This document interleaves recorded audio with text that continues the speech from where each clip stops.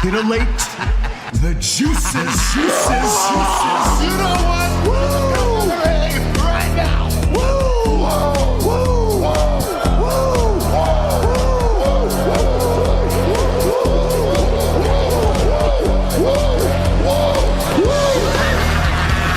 Dr. Hughes invite followers. Oh, let's see if they increase now. Me too.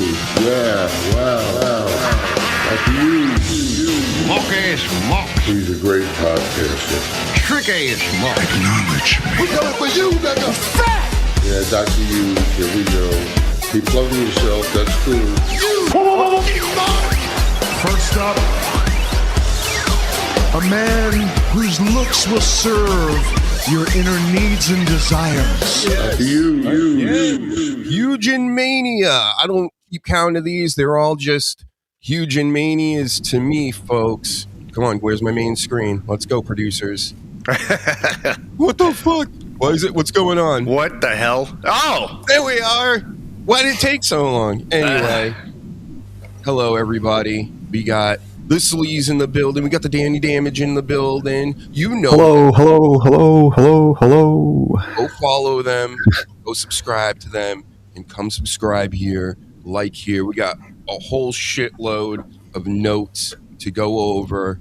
I thought somebody showed up. Maybe they did, and that's what caused that. I don't know. Who knows who's going to show up today? Could be anybody. Blackface Balor could show up today, Sleaze. Holy shit. Could. Well, it's Wrestlemania. Mm-hmm. Let's get going. Mania. I'm just trying to get pumped up right now. 3 o'clock in the afternoon, East Coast, normal people time. But again, if you're new here, you fucking hit the buttons, okay? You hit the Triple H QR codes. The boomers don't understand anything about this, but you just you take your phone. You know what? We'll explain it later. Right. For you guys. We'll fix your HDMIs and stuff later. Right. Yeah, I did that. And then And then what? I mean, then what's next?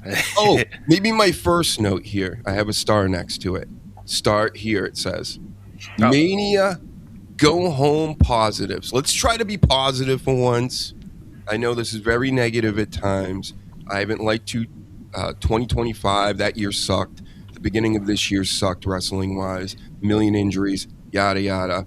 But do you have any positives, guys, from like any angle, anything you've heard of, anything that interests you going into this WrestleMania? Obafemi and Brock Lesnar. I'm so looking forward to that because I can't guesstimate the end result. There's so much I could go on it. But it's like an old school just WrestleMania match. You know what I mean? It's going to be two big guys beating the shit out of each other. And it didn't really need a story. It's just, I'm looking so forward to that. I'm coming for you, motherfucker! Right. That's Calm it. down, Brock. All right. Listen, I'm not beefing with Brock Lesnar. It would be hard to see him take a loss, and then he's not going to retire, and then he's going to lose again. I'm just trying to figure out the logic with that. Do you understand what I'm saying, Danny? Oh, sorry. Is Danny here? You got something. Is Danny here? Oh, yeah. Maybe he isn't. Well, my thing is, I'm predicting in my brain that it's going to be Gunther that retires him, right? So if it makes no sense for him to take a loss right now, I think he's going to go over Obafemi. As much as I want Oba to win, just story-wise, it wouldn't make sense. But with this creative, you never know. Mm-hmm. So, Danny, did you hear some of that about Oba? And I know you dipped out for a second. Yeah, I heard most of that, yeah. No, that's an intriguing match. But the main positive for me is I saw that WrestleMania was on this year. I remembered last year's WrestleMania, and then I went, oh yeah, I don't watch this shit anymore. I'm going to save myself loads of time. So there's a big fucking positive. But no, that match, I might watch the highlights of that match.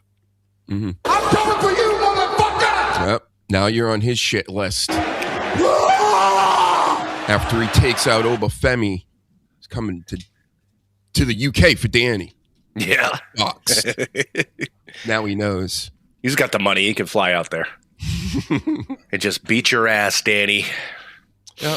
It really doesn't matter who wins or loses because it makes sense if Brock Lesnar wins. It makes sense if Obafemi wins. In a lot of ways, it's like, how are you not going to put Oba over here since he's like the newcomer to all the people, and then he's going to lose in his like first like real massive match to push him like that? You can't do that.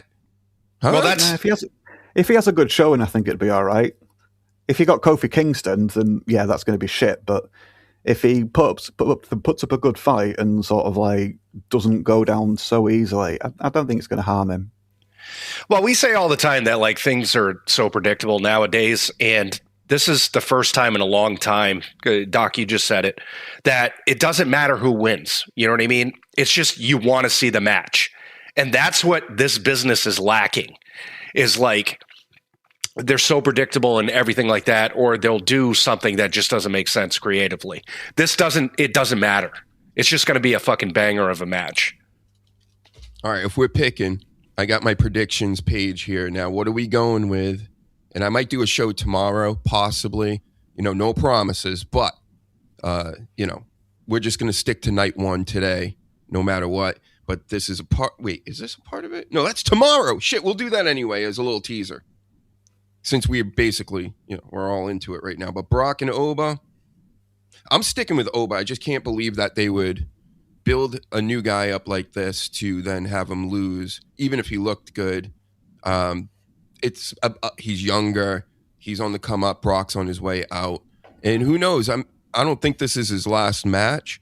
But, having him lose a couple times on the way out doesn't make sense to me, but okay.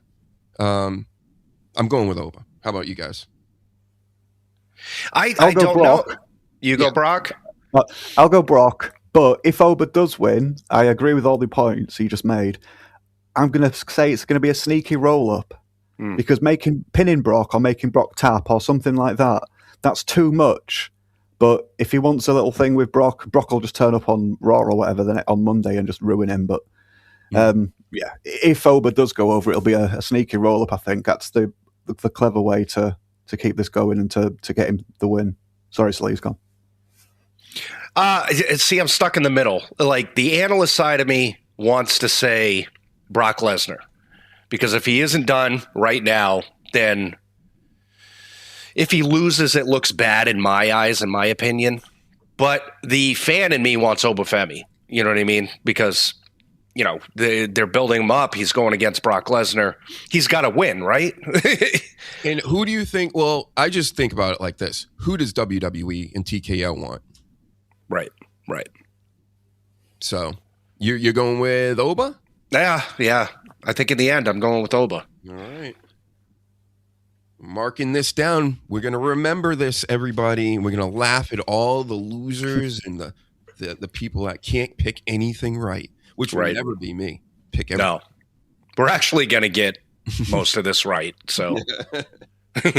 Oh, my God, Sleaze. I got to bring this up. Now, this is, listen, everybody. I know I come on here and I goof around a lot. One thing I've never been goofing around about is that WWE writers follow me. They love my shit.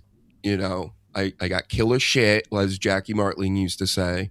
And they things that we speak about here on the show. And then it happens literally the next week. So this just happened again. I'm going to point this out every time now. So, Sleaze, did you see this on a Raw? I think it was the past one or the one before. Kathy Kelly comes out and does an interview with Liv Morgan and Stephanie Vacker, and she gets injured. Right. We were just talking about that. We, talking about how it could be a dummy and all these things being used and Brock Lesnar doing it. But no, they used women instead, which I get it. But there's just no way that this happens all the time. And when you said, hey, I want to talk to you about something, that was the first fucking thing in my mind was her getting hurt. Hey, and she asked for it like months ago. She's like, I want these guys to start screaming in my face, like all this. So yeah, we come on, guys. Come on. Right, Dan? And a lot of these things they're doing to build these up. We said, just have people like build up a fight. And Stephanie Vaquer, Liv Morgan, they've just been coming out pounding each other. Obafemi, Brock Lesnar, pounding each other. You getting ready for a fight? You're welcome. Mm-hmm. And then Liv Morgan comes out looking like this recently. Oh, God, yeah. Looked like she hit with a baseball at like a major league game or something. I just wanted to pop it. Oh. Poke it. Poke it. What's up? Sasha Reigns in the building. Hell yeah. Yep. With Nia Jax, it happens. With Nia Jax, everything happens. You know what I'm saying? Tabby Benedict in the building as well. Shout out to everybody in the chat. Appreciate all the chatters and likers of the YouTube channel and the rumbles and the kicks. White Nationalist Rumble today, folks. Oh, boy. I'm taking a break from X, but more on that later. Anyway, let's look at Liv, because that is that's something. She went on a show this week, or was speaking with somebody about how wrestling's not fake, and she doesn't like that term. You know, none of them do. Right. And, you know, none of us do. We get it. Been around. We know it's not fake. But when you're sitting there on ESPN or whatever, and you got like her whole face looks like it was broken now, because the swelling and the black and blue all under her eyes, both eyes, the forehead, she looks a mess. Yeah. And I know it was perfect for saying that wrestling's not fake and everything. But I saw the clip of when Vacker pushed you into Roxy. That's not wrestling. That's just you being a klutz. Yeah. You know, like that's what that was. You and Roxy were literally standing like this close to each other. Maybe you want to put each other's heads on the other side or whatever. I mean, aren't you stunt women? So. Yeah. You think they would have planned that out a lot better. Yeah. So don't look at me like that anymore. Look at me like this. Oh, God damn it. But yeah, it's funny. This turned into a fucking black and blue face. Yeah, right? Yeah, sure. Yeah. We need that Dr. Pimple Popper or whoever the fuck she is. Oh, swollen. So much fluid. You know the Simpson line are going to be like, listen, we still love you, Liv. Will let us lick it or whatever. Suck it out. Creeps. Yeah. Total fucking creeps. Anyways, that night one, I think that's night one.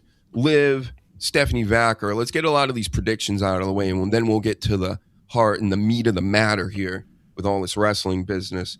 I'm going Liv. I mean, this seems pretty simple. I think Vacker had her little tour and everything and got to be exposed to the wrestling fans. They know who she is.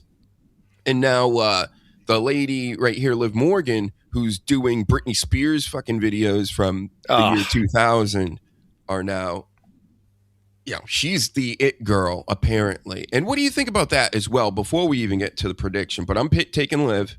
Well, actually, give me the prediction first, then we'll talk about this fucking pop star stuff. I'm also going Liv. I think she needs the belt. I think Stephanie Vacker still needs some work. Did a good job, with the title, but it's time to give it to Liv. I'll agree with you two, only because I don't know anything about this build so far. So I don't know who's just come back or how long Vacker's had the belt or anything like that. So yeah, I'll just that sounds reasonable what you both just said. Yeah, it's the best ladies build in all of sports entertainment right now. That's what I'll say. Yeah, they put this together well. Vacker calling her out, making her cry or whatever in a promo deal was pretty good. And then, they've been getting very vicious. Liv is a good actress, and TKO I'm talking about, I think, believes she's like the female Pat McAfee at the moment. That's why we're seeing her. She's got songs and, Christina Aguilera videos when she turned into a hoe, and now, like, they're really pushing. I think TKO, what they're trying to do is they're trying to no more industry plants necessarily, but essentially that's what it is. It's like, well, we're going to take these known commodities and then really just like brand the shit out of them. Everybody's going to, because in the future now, you can't just be a producer of music. You can't just be a podcast host. You can't just be, into all these different things. You got to keep spreading out to maximize those profits. And Liv has a movie coming out too, so she's delving into that. So yeah, they're trying to capitalize on any fucking means of money. It's nuts. Yeah. And also, did you hear Liv Morgan has a new T-shirt? Tu madre is basura, which means your mother is trash. What, Liv Morgan? Yeah. And then wow. She's been calling her Stephanie's mama Punta and all this other. It's been great. This one they're doing great. And like a lot of the stuff we've been complaining about with Stephanie Vacker, being very bland and everything. She's been great too. She's been very fucking, like acting good. The whole thing's been great. Mm-hmm. That's right. Everybody act right in the chat or you're a basura. I'm like, I remember that. I do know some Spanish after 4 years of it in high school, Danny. Yeah. Do you know any other languages? Un poco español. I did a little bit when I was younger. So, my gran, when she was alive, her and her third husband had got an apartment in Mallorca. So we used to go over there quite a lot. So it was like our home from home. It's only a little small apartment, but it's cheap flights and then just like really cheap accommodation. So yeah, we used to go there a lot. I did that at school as well, fortunately. We do Spanish, French, and German over here. That was like our three choices, and Spanish was still pretty new to the school system. But I think you get a few more options. No, it was always for us, and in our generation at least, it was Spanish and French. Yeah. Oh, okay. Yeah. And I took French because I'm French, and my grandparents spoke Canuck French, Canadian, to you. Mm-hmm. Yeah, so I just wanted to understand what the fuck they were saying. I used to just kind of laugh at a lot of the kids. Well, that makes sense, but there was a lot of kids in my high school that all took French, and I'm like, why? Yeah. There's a ton of Spanish people around us. You don't want to understand what they're saying. You'd rather, it's so random coming across a French person, over here. So, right. Yeah. They hate us, Sleaze. I just know my Spanish from all the 90s hip hop and R&B, like Culo. Mm-hmm. Culo Lover. 69 used to be your screen name, I believe. It was, yes. Back in the AOL days. Yeah. It's about 5 straight years, yes. Oh, anyway. Yep. WWE steals all our stuff, by the way. They're going to be talking about Culos now. Oh, yeah. It makes sense for them to do it, though, because if they did it to like big podcasts, like huge fucking where their own stars are going on. Are you trying to say this isn't a huge podcast? Is that what you're trying to say? You did it to yourself. All right. What? Is he laughing at me, Sleaze? No, he's laughing with me. With me. Now I'm fucking myself. I got my finger on the trigger over here. Any minute, Danny. One wrong move. But yeah, if they did it to like suggestions made on like things McAfee was on or their stars and that, people had sort of like, they'd call it out a lot more. Whereas if they're like going on like super fast, high rising, yet still quite small and independent podcasts, is that better? Yes. I don't like that how you say that. We're the best show in the world. Remember the greatest wrestling show in the multiverse? Like not even the universe. Right. Hold on, let's see if he if he heard that. Let's see if he's smarting himself up. I got a big one. It's not funny, Paladin. You're out there. You're the mod. You're the only mod, and you think this is funny too? It's like, let me guess. Would you rather be on Pat McAfee's show? Is that what it is? You want to be one of his goons that sit in a line in front of him while he stands up in front of him like fucking Julius Caesar? Yeah. Is that what it is? And then he's telling him like, you do this and you do that. And you I just want to see him to- kick the ball. I just want to see him kick the ball. He's really good at kicking the ball. That's his thing. I want to see him Right. kick the ball. Of course you do. Guys love soccer. I don't want him coming into my studio with a baseball. Well, somebody with a baseball bat smashing my shit. Fuck him. By the way, Mama Reigns did say hi. We can't ignore that. Yes. Get liking and subscribing, Mama Reigns. Yep. Tell all your friends at work. Another thing that WWE stole from me: The Rock in the ring, the final boss. That's how he says it. Yeah, he's in the ring and he's screaming Mama Reigns and whipping Cody Rhodes. I know he was saying Mama Rhodes most of the time, but he did say Mama Reigns by accident because that's where the bit comes from. Shout out to you, Rock. Great listener, long time, first time, right? Right. And Danny went to the Shadow Realm. That's where it is. Where the Superman 2 enemies go. He's like in a window in outer space. It's just his screen floating around in space like that. Now someone can make it. There we go. All right, I gotta put. We all picked Liv before I forget.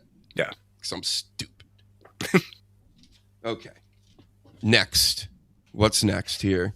I found this, and Roman Reigns is very big in pro wrestling, folks. So this Roman Reigns is now cutting promos in the back seat of vehicles, and it's where was this, as CM Punk also pointed out, and many others. Where was this on the shows? I kind of did a little promo edit video where I, in so many ways, explained by using their own film that there was nothing really said. A big gap in that video is just them staring at each other in the middle of the ring, Roman Reigns and CM Punk. But he's going to then get into the back of a car and then cut a promo and say some fuck words and things. It was the shits. Yeah. It was good. It was good, right? But I think it's just the wrong place. Like, so the day before WrestleMania or whatever, maybe it was 2 days, I can't even remember anymore. You're going to now cut the bomb promo, and you're going to do it from the, again, backseat of a moving car. Get the fuck out of here. Oh, he's being exposed. This reminds me of like 2015 Roman, where it's like he would say some stuff that wouldn't really translate. But then if somebody came back at him, he got stifled. Like Cena called it out right on television, where it's like, he's being exposed. And, I mean, he's going against CM Punk on the mic, which is hard to do. And he's sort of held his own. But yeah, he's being exposed in my eyes.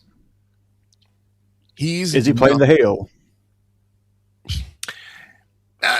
Neither one of them is a heel or a babyface, really. Right. So I mean, they're doing like the Rock and Cena, where they're just trying to get like, we'll have like a little improv battle and it'll be entertaining, and let's just see who. But it's two faces essentially, right? Fair. Yeah, right. I've not kept up too much with this, so I didn't know if they'd actually pushed for him to be turning heel or if he is just getting exposed, like you say. Yeah, it's one of those where the creative isn't that great going into this. I'm looking forward to the match. It's Punk and Roman, but the creative hasn't been that fantastic. And the only thing that's really come out good is the fact that CM Punk has just taken bullet points and been CM Punk. Like he's done some promos that since he's been back have been the best. But he's at his best when he's at his own devices. When you just let him go, he's great. That's the CM Punk I like. But it's not because of the writing. It's not because of the creative. It's because of him. Yeah. Well, like we've said before, with the tribal chief stuff, that was Heyman and the whole package. Right. Roman obviously was a huge part of that, but before and after on his own, it's just he's not the fucking same, and he doesn't have that same aura, and he can carry some of it from the bloodline, but it's not going to last, and it won't be long before he's just seen again as like suffering succotash sort of era. Yeah, Roman he needs a machine to be a part of. The Shield, the Bloodline, that's when he's at his very, very best. And that's why I've been hearing a rumor that he could possibly team him up with Orton tonight, because there is a little bleed over from these two, not even the storylines necessarily, but they've spoken about each other. CM Punk brought up Pat McAfee, and that says there is a crossover there with a lot of these guys because Cody's been taking on Roman forever, and now it's Punk's turn, but it's just not hitting the same way. So I'm not expecting to see Roman Punk 2 next year or anything.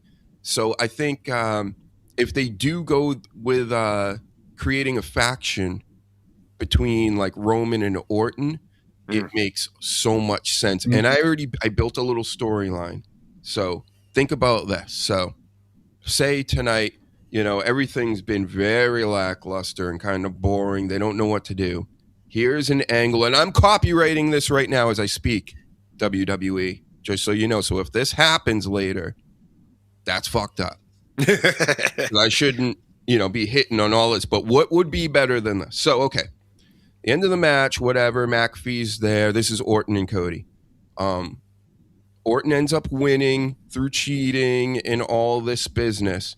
But right at the end, when all this happens, or maybe even to help cheat, the music hits and The Rock comes out. Right? The final boss pops everybody, is going to go and fuck Cody over. Then Stone Cold comes out. Oh, right? He is there. He's supposed to be there, right? Yeah. I know The Rock says he's not going to be there, but then the Stone Cold comes out and confronts The Rock. You don't need to get physical or anything like this. This is like after things have already done, but they don't want him. He doesn't want to see him come out there and beat up like Dusty's kid or whatever, who's like to him the best in the world. Then everything gets crazier, right?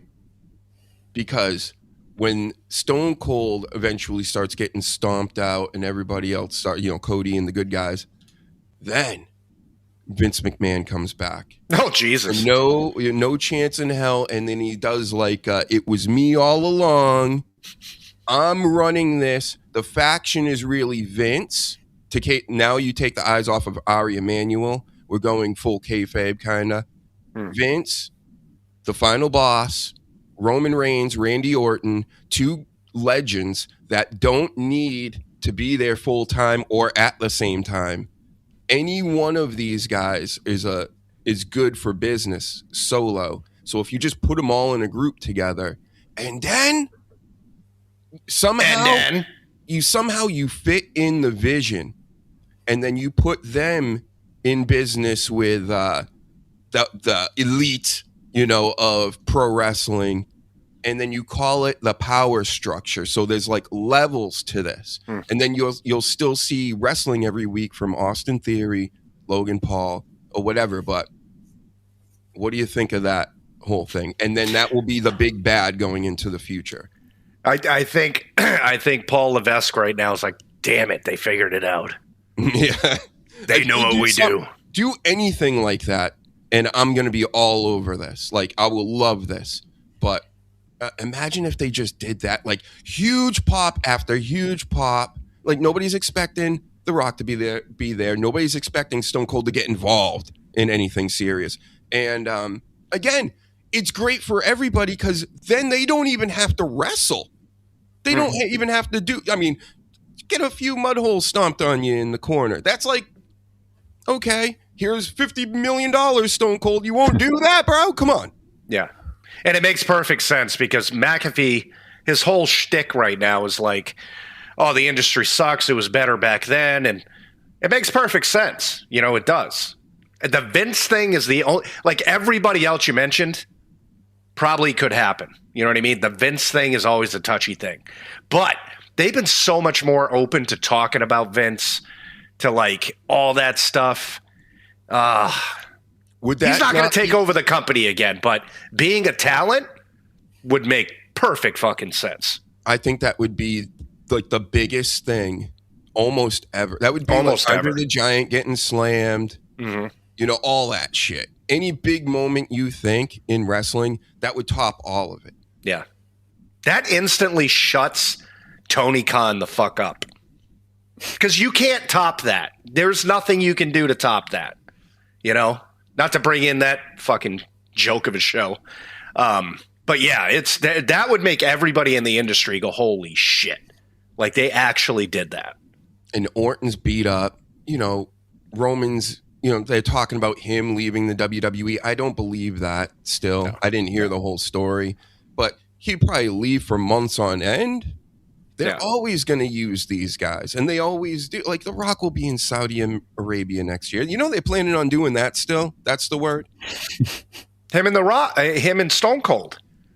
That's been talk for a couple of months, is that the Saudis want The Rock and Stone Cold to headline whatever the fuck. Yes.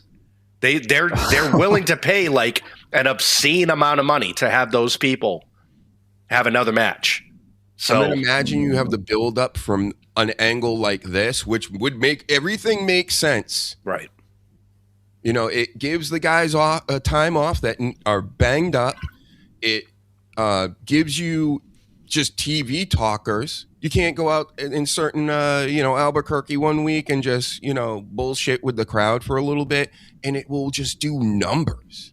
It just seems like so easy.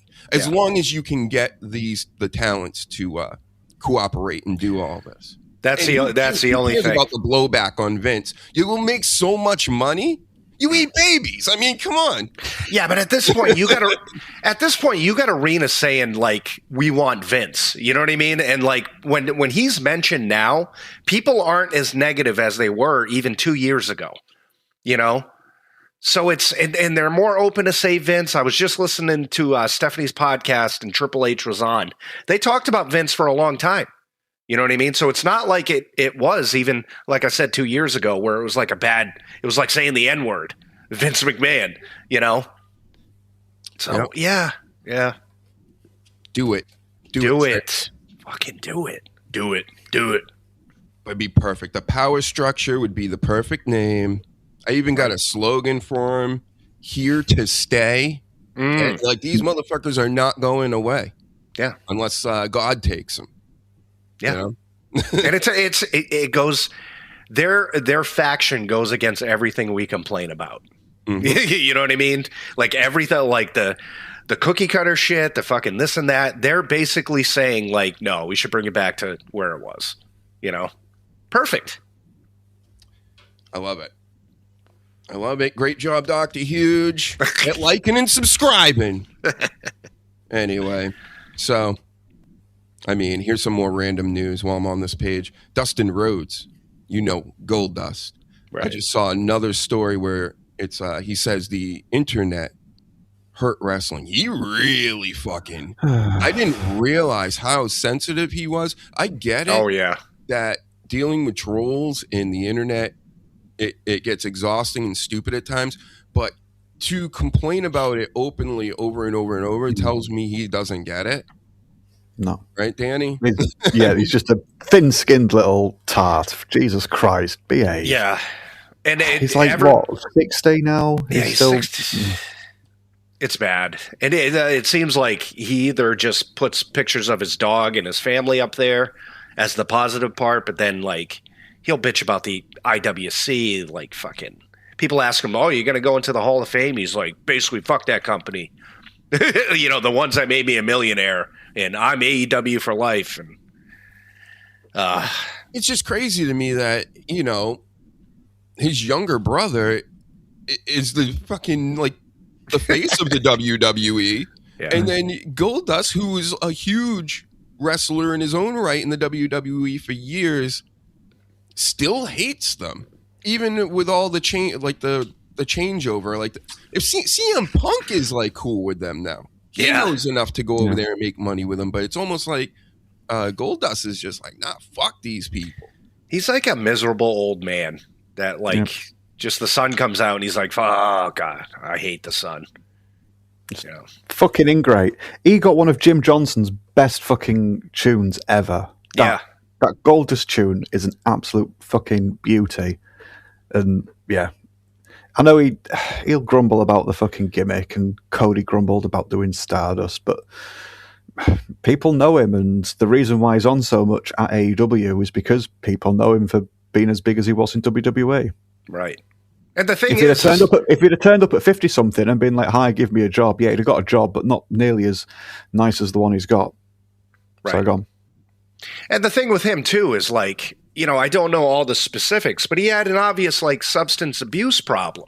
Like he bitches about like, oh well, the company did this and they held me back or whatever, but he doesn't mention the fact that it might have been a problem with the substance abuse. That they didn't want to make him world champion because maybe he would have Jeff Hardy'd the fuck out of it. You don't mention that. Jeff Hardy, man, poor guy. I mean, it was just that Sting match always just makes me cringe. And I've never seen anything like make me. Even Jeff Jarrett coming out into a full Mexican arena, throwing tortillas into the crowd. That was amazing. But when Jeff Hardy came out there just all drugged up, and Sting's like, no, I'm going to fucking hold you down on the mat like a real wrestling just so we can get this over with like 2 minutes in. It's like, thank God for Sting, right? You could see it on Sting's face as the match went on. He's like disgusted. And he should. He had every right to be. It was unprofessional. The main event of a pay-per-view? Yeah. Oh, man. Oh, a little bit of the bubbly. That's right.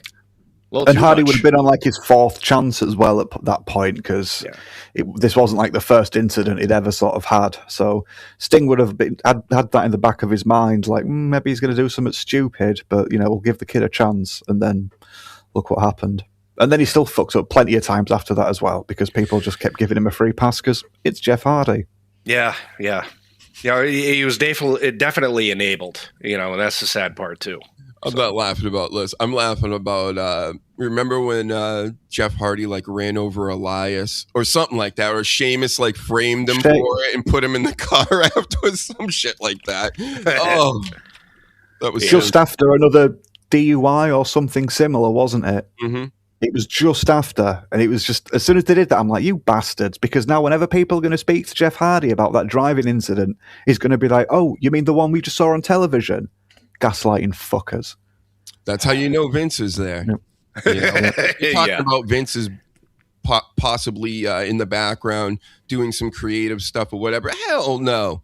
This all this stuff. This has not have any Vince in it. In my expert professional opinion, what do you guys think? We've watched the Vince stuff our whole lives.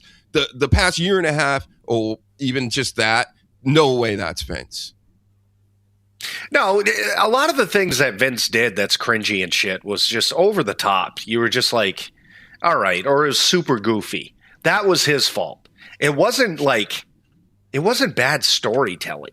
You know what I mean? Like it would still be good storytelling, but just way over the top. Like, Roman Reigns eating dog food. My egg. Yeah. That fucking golden egg. There's still never a payoff for that, was there? No. But this is just lackluster, cookie cutter. We've seen this before. It's going nowhere shit.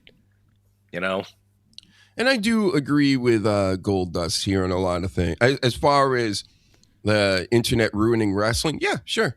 But it ruined everything when you really think about it. And I'm not blaming the fans and them being, now really, going through this stuff with a fine-tooth comb or anything. Like fans are gonna do that, and now that they have the internet and they can talk to each other about this stuff, they're gonna, swords sharpen swords type shit out here. And a lot of it is just to goof around or to troll or whatever. You just got to ignore that. Just ignore it. Who cares what these people say? But there is constructive criticism coming from places. And of course, I've said this for a million years, Sleaze, since we've done this show, that we're always constructive. We may goof on shit or whatever, but at the end of the day, we do like this. And we want it to be really good. That's the whole reason why we do it. So when a Goldust comes out and says, just like it and shut up, you're fucking up the business, bro. Yeah. That's what I think you're doing. I've said it before. Go ahead, Danny. No, you go.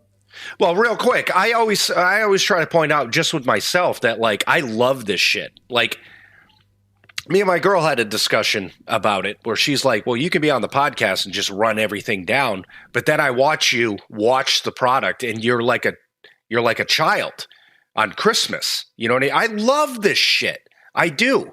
Even if it's fucking bad, I still love it. But we have a job here. We're analysts. I can also see the bad parts. I can also say I hate things and I fucking, don't understand this and blah, blah, blah. It doesn't make me not go into Raw and still watch it and be like, God, I love this. This is my shit, Yep. So all those people that are like, just like it or get out and stop watching or whatever. No, go fuck yourself. You get out. Yeah, fuck you. But it's not just the fans sort of side that sort of spoil it by like needing spoilers or just spoiling shit for other people and not being able to sort of like watch it and not be online and be distracted. But the company itself has fucking ruined it with wrestling, with the internet, sorry, because it's just adverts, and the high quick turnover of everything. Before, like 1 show, 2 shows a week was enough, but now it has to be fucking continuous. And then third, the wrestlers themselves, some of them don't do this argument any favors because they act like one thing on television, then they come on Twitter or whatever, and they're using the real name and talking to people and just like pulling the curtain back. I know some sort of like don't do that, but it's just a lot of that is like ego driven and they haven't helped the situation. So you can't just blame the fans on like the internet sort of side ruining wrestling. Like everyone's played their fucking part. Yeah, that's a good point. You can't be the eradicator and then go on talking about your eating disorder. I'm sorry. No. Like, you can't do that. You can't, like, have a whole, like, Cribs episode, pretty much, of you fawning over your cute dogs and then be Rhea Ripley. Yeah, that's what kills it for me. No, you're right. That's having your cake and eating it. Fuck that. That part of it, the whole, like, kayfabe is dead thing, that's what pisses me off. Like, at least try the kayfabe a little, Imagine if Papa Shango did that. 1 minute you see him on TV as Papa Shango, and then you get to see what he does in his own private time. You'd be like, what's this? This has just ruined the fucking whole thing for me. Yeah. I mean, Ultimate Warrior would just be the same all the way through, so that doesn't really apply to this. He'd just be fucking he's nuts a maniac. 24/7. Yeah. The Ultimate Warrior, man. He did. Do you ever see that clip of him with the kids? Teaching them, like, I don't know, like the bad kids or something, or he was like trying to teach them something about life and working out. And one kid's just like, I can't. And he's like, I've been on this planet 52 fucking years. And you're going to tell me you can't? I've been in arenas, 70,000 people screaming. I didn't get there by going, I can't. Fuck, I can't. And the kid's just like, okay. You know what's fucked up is a dude at work mentioned that the other day because there was a young kid. We made some kind of like Macho Man reference, and some kid, I wanted to punch him in the face. He was like, who's that? I'm like, get the fuck out of here. But he was like, oh, did you ever see that fucking Ultimate Warrior video? And I'm like, yes, it was so great. That's how you motivate these kids. Now you can't swear at them and things like that. Like, that's why sports and everything else kind of sucks now. Yeah. They think they run which they do. They kind of run. The inmates run the asylums now. Yeah. That's right. Could you imagine that, HVAC? And shout out to the Ribster as well here, Ribshot. Very famous on YouTube. So impressive. I like Danny Tanner. Danny Tanner was a badass, I heard. Yeah. In real life, yeah. I don't know if I buy that whole story about how he Undertakered himself. You know what I'm saying? You know what I'm saying? That's a little weird. That's right. Here's you, Danny Tanner. AKA Bob Saget, AKA Adam Bush. Yep, yes. That's a deep cut for those that watch the show all the time. Yep. Paladin, shout out to you. Some wrestlers give too much personal information on the internet. That's fact, Jack. More so than not. Yeah. Mm-hmm. And Sasha Reigns says Jeff Hardy is injured because of the system. You mean the system, the faction in TNA? Or the system, the judicial system?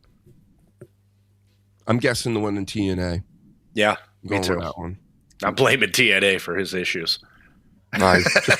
He's just a mush brain, that's it. Sorry, but I know a lot of people love him, but he doesn't learn his lessons. Fuck him. Like people he should have been given so many chances. Yeah. Yep. No. Until like the antics of like him and his mad misses, I always preferred Matt. Anyway, I always thought Matt was better in the ring, better on the mic. Yeah. Jeff just did some fancy high spots, but yeah, since again the internet, since like fucking social media is just insufferable, and I just had to unfollow him. So I'm just bored of seeing him and his missus fighting. Yeah. Good shit. Are these supposed to be guns? Because he's always doing this thing, right? Yeah, I So get. these are Yeah, guns, and this is how he shoots them. It's trying to blow your mind. oh, Get it? I get finally, it. after decades, we know. Thanks, Danny. Because it came out with all the paint and that lot, wasn't it? It was all the glow in the dark paint, and yeah, I just figured it like was he likes to paint. the teenage angsty thing where he was just like, "Man, I hate my life, man." Late 90s. Don't get me wrong, that wasn't criticism for the outfit. I used to dress like fucking combination of both Hardy Boys and a few other things when I was younger. So I think you should for the show. Yeah, you should bring that back. You probably have some of those old outfits still. Yeah, come on. I have a couple of T-shirts from when I was 16. There you go. We'll get you a wig, Nothing. just like Jeff Might Hardy. need two. Yeah. You can soak it before you put it on. It'll be all wet. And then you can just do this. Yeah. You can I'm not close gonna your get that eyes and your wet, eyes are still there, you know? What do you think, chat? I think you should do it. You know, I'm big on, the lookup gimmicks and stuff. They do that a lot in the Dabbleverse and all the other verses out here. The HUGEnverse. We've done it even here. I was Papa Shango and the Sleaze was Blackface Balor one night. I was. Mm-hmm. I was just going to bring that up.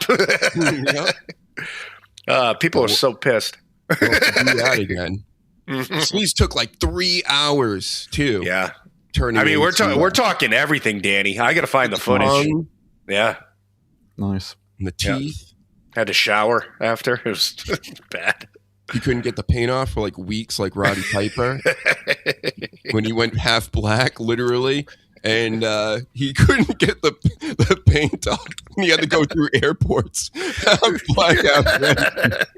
Do you know why he couldn't? Did you hear the other half of that story? I forget. Yeah. He had some special paint thinners or something that was going to take it all off, and I think it was Andre tipped it and replaced it with water.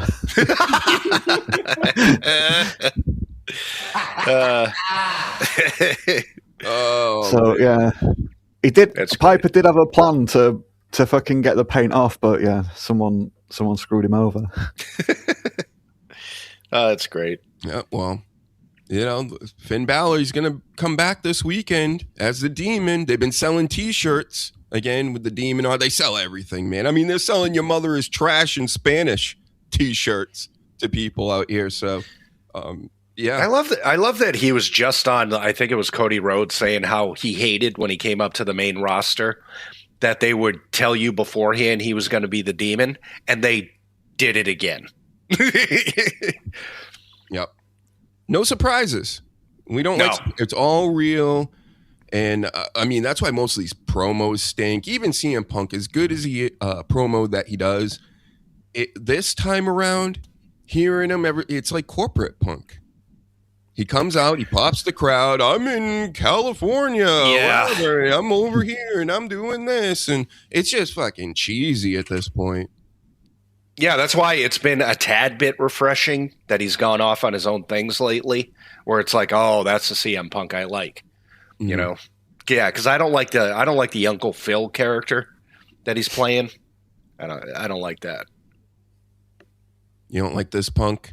I like that Punk. That's him next year. But he's going to be fully white beard because he can't color his hair because he, joked about it and stuff. Right. So you can't do it now. Even though he does, he must. That the top is way. But then again, this is AI, so I can't go by this picture. So, right.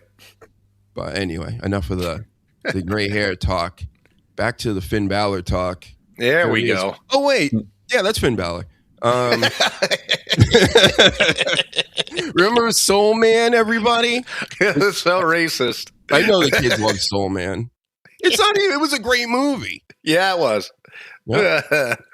My father's the one that got me to watch this movie. He's a black man. So yeah, that's funny. Deal. It was actually pretty funny when you think about it.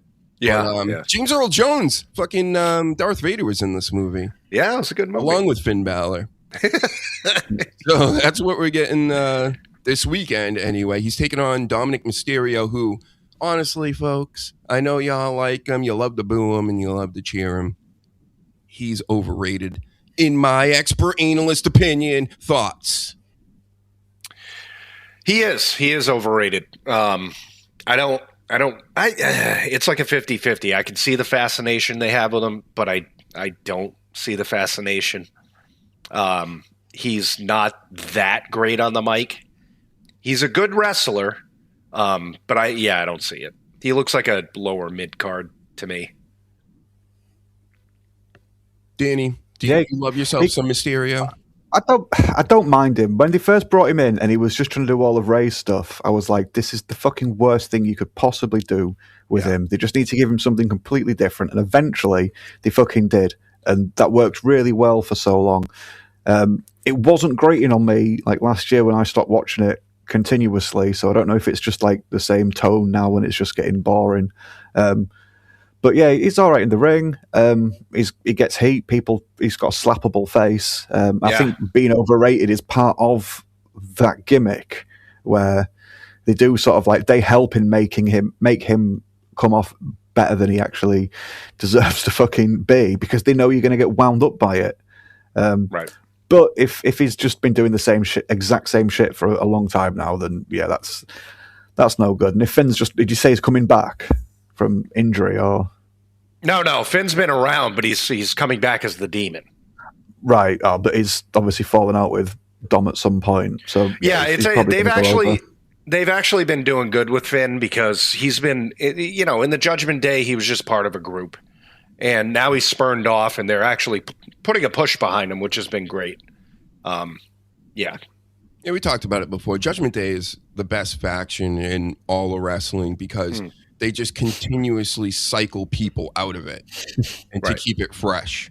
It's not necessarily like the greatest, but they're awfully good for what they're a really good cog in the machine of how they can write based off of them just being around. And Sasha Reigns, I have news. Elena Black. Hold on, let me press the news button first for all the podcast people. That's not you. This is breaking news. It was the shits. Let's talk about it. So, I have news. Elena Black, a.k.a. Cora J, just got sexually assaulted by a person. What? Like right now? What the fuck is going on? What? Oh, we need more information here. I know you're a great longtime correspondent, but I'm going to need, second opinions and extra news and things like that. Ribshot, you got anything for us on this? I know you know all about this stuff. And he also says, where does Darby Allin rank in relation to the greatest heavyweight world champions of all time? Above Hogan in Austin or just below? That seems like that's a Stephen Colbert question. Let me read this again because I think I didn't understand that. Darby Allin is in any kind of fucking category with Austin and Hogan? He's a heavyweight world champion of AEW. Did you hear that? He squashed MJF. Right. Goldberg style. Right. But yeah, he's never going to be in any kind of conversation with Hogan and Austin. I hope that's a joke, rib shot. Like he's not. I think it's sarcasm. Yeah. What? Yeah, because I just almost threw up in my mouth for that. Yeah, Stephen Colbert used to say that about George W. Bush and go, is he a great president or the greatest president? Oh, God. You'd pose that to his guests. Back when he was funny, remember? In the 2000s, Colbert was really funny how he posed as a Republican and stuff like that. And, he did all their talking points for them and whatever. And, ever since, he just went crazy, right?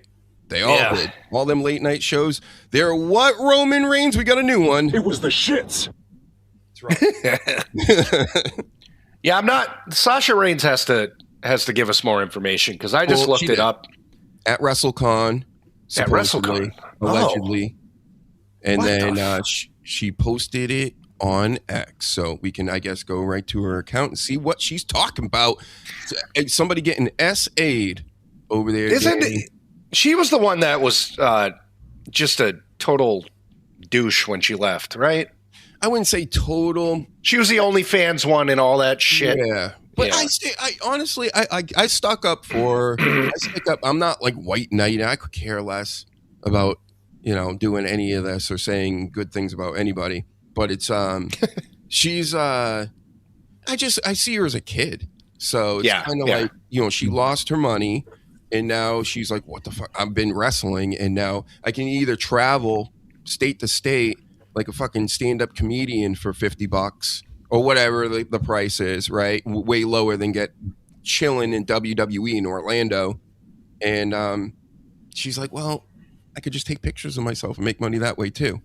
So again, I blame the people buying all the stuff, not necessarily the people doing it that are desperate, maybe.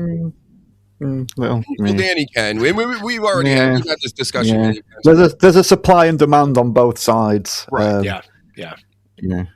Sometimes it's not just the money, it's the attention and the dopamine and everything. And like we said earlier about social media, you've got all these people on television getting all that adrenaline from a big crowd, and then on the downtime, they're online posting stuff for attention and more dopamine. And it's like, just fucking give it a rest. You can just tell you just need it all the time. So, yeah, but no one needs their ass or tits grabbing or whatever at a Comic-Con or whatever. I don't know. We don't know what's happened, but if it was at a comic convention, I'm assuming there wasn't just like a few minutes of forcing himself on her. It was like a run by and grab, or I don't know. Yeah. Which still is not okay, but. I'm sure someone was nearby to fucking grab him and just suplex him or something. Oh, yeah. Stick an arm out. Deservingly so.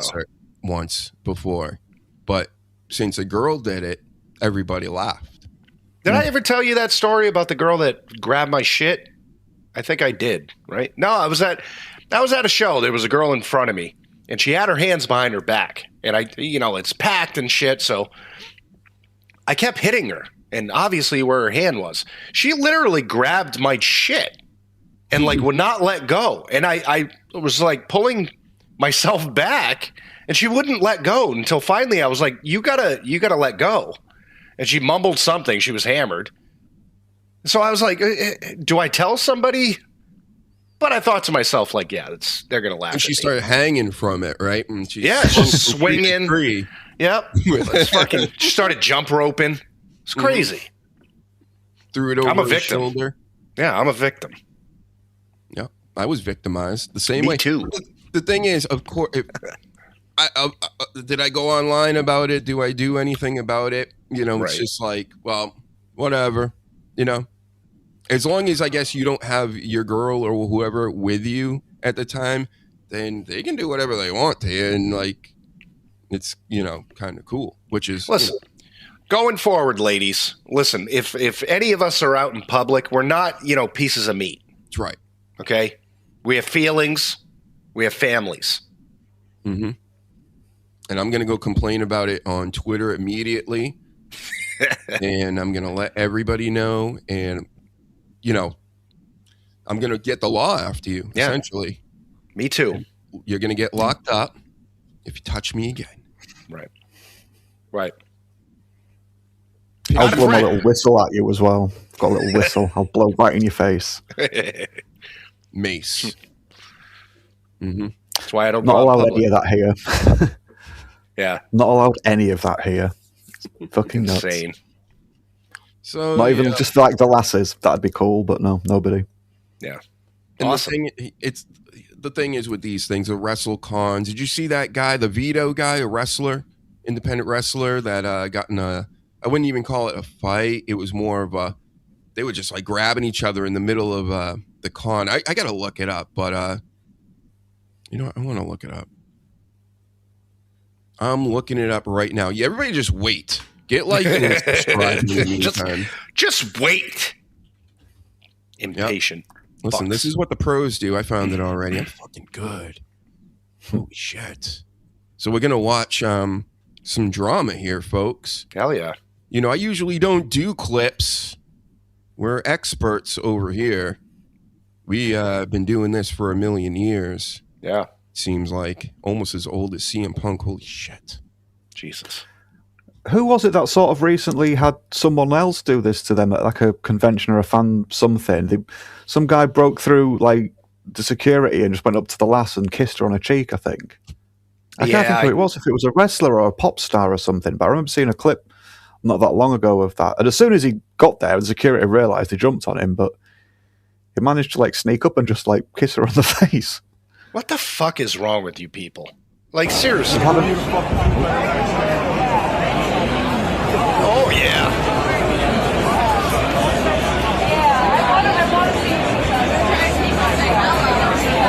So I think the guy in white here is a wrestler. I have no idea who this is.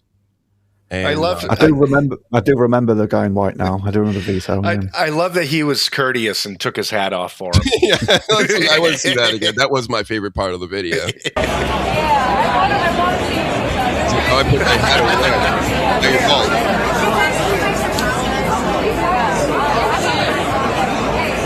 What the fuck?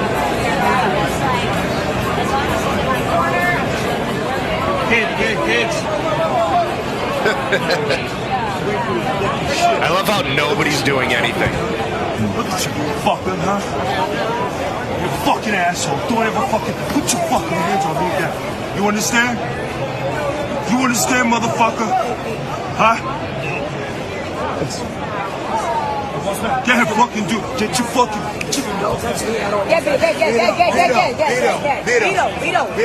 Vito, he's all right. Vito, he's okay. They take care about it. They take care about it. How the fucking hell with this guy though? You don't listen to me. What's with all this Italian violence, Sleaze? Yeah, right. That was I can see him at first doing that, but it was a little too far in the end. It was like, all right, dude. I don't know what really stirred it up. He was touched, but where was he touched? Was it at the beginning of this? Everybody's slow in the draw with these things, you know what I mean? Right. All right, so this is the guy off to the left. Let's see. Oh, he bumped into him. Yeah. Which is an indication that we're doing this, right? Yeah, it's going down. And he pushes him off, and then he comes back, right? Yep, there we go. So he did it. He initiated it. Okay, I'm with Vito. I stand with Vito on this. Is that Big Vito? Is that who this guy is? I think so. Yeah. Yep. Come on, let's talk all about it, Vito. You're also welcome on. Yeah, right. Bald Pride. Fellow bald. Yeah. The world is so weird. You get, these fucking fans, man. And I've even seen it over the years where like fans are just, you're out in public and you do something dumb and then you get hemmed up by security and say, like, why do you got to do shit like that? Like, just fucking be normal. They're like, nope, don't want to be. No. I'm going to fight a professional. Special. Yeah. Nobody ever told me no. Yep. You want a bodyguard, Sleaze? You got one. And he does bodyguard work, I think. I just hired him in the chat. Yep. For OnlyFans and bodyguard. Yeah. Things, if you need any of that work, photos of him, have him protect you. Does he use a shield? Both for the bodyguarding and the OnlyFans, that is. Probably. Oh, cool. So now in your bio on your OnlyFans, you can say, hey, OnlyFans, and then like bodyguard to the stars. Mm-hmm. Kevin Costner, like. Right. You are my Kevin Costner, Paladin. I want you to pick me up in the rain and like take me away, and I'll sing you a beautiful song. Yep. Carry you over the threshold and things. Yep. The threshold. Yeah. How about this Club WWE? Have you guys heard about this? I don't care. Yeah. There's been stickers all over ESPN in the background. There's all kinds of like Club WWE coming. It's coming soon. It's like, Okay, so it's just another way to give them money. I'm guessing. So what you're trying to tell me is that you're going to be a part of an exclusive club so you can get behind the scenes stuff? Like, aren't we getting that on Twitter? Like, and YouTube and Unreal? Like, why am I going to pay for this shit? You mean it's not for like, it's got to be for like early access on tickets and I'm sure. Shit like that, right? Yeah, I could see that. But even all that, it's now you're going to pay a subscription fee towards paying more for other stuff? You know what I'm saying? Everyone loves that monthly model because then you can predict what you're getting. It's just the fucking same with everything. Just things that shouldn't have like monthly charges now just everything's got a monthly fucking charge so they can just predict and regulate. It's greed. It's fucking greed. Even if you get t-shirt discounts, for example, money off merchandise, you're still just keeping in connection with them so they can just flog more shit towards you. How much Rain's on there? She's in the club already. I mean, we're not the tea. I remember back in the day there was only a couple of bills you had to pay. Yeah. That was good. It was good times. God. Between that, I don't even know what I fucking pay a monthly now. Yeah. It's gotten to that point where like something will be like, oh, this came off your card. And I'm like, oh, fuck, I have that? Shit. Yeah, like what? I have Apple TV? Okay. The fuck? Apple TV and Peacock and Netflix and what's the other one? Tubi and Tubi's free actually, I think. Yeah, they go back and forth with Netflix because they just raise their prices, and Tubi's like, yeah, we're free. Like we've never raised our prices.